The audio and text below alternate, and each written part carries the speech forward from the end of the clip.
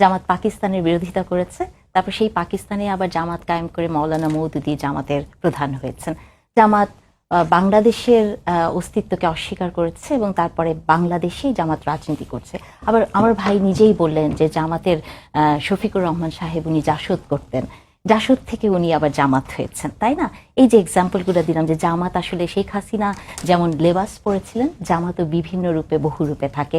আপনি দেখবেন যে ছাত্র ইলেকশনগুলোতে, স্টুডেন্ট ইলেকশনে আমরা দেখেছি যে শিবির নাম নিয়ে তারা কখনোই ছিল না।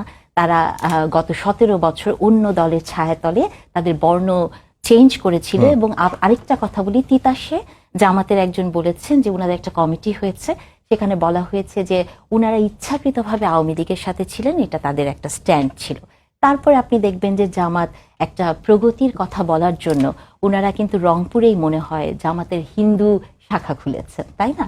মানে আপনি চিন্তা করেন, ইসলাম হচ্ছে মূর্তি পূজাকে সবচেয়ে, মানে ইসলামে কোনোভাবেই মূর্তি পূজা পারমিটেড না, তাহলে জামাতে ইসলামী ওনারা কি করেন? ওনারা একটা জামাতে ইসলামী শাখা খুলেছেন যেটা হিন্দুদের দিয়ে, হিন্দু শাখা জামাত ইসলাম। তাহলে এটাই হচ্ছে একটা সিম্পল এক্সাম্পল যে জামাত হচ্ছে এমন একটি দল যারা বহু রূপে বহু সময় বহুভাবে থাকে এবং জামাত সবসময় উইন উইন গেম প্লে করে। দেখবেন যে গত 17 বছরেও জামাত যেহেতু অন্য একটা লেবাসে ছিল, তারা উইন উইন সিচুয়েশন ছিল, যেটা অন্য রাজনৈতিক দলগুলো থাকতে পারে না।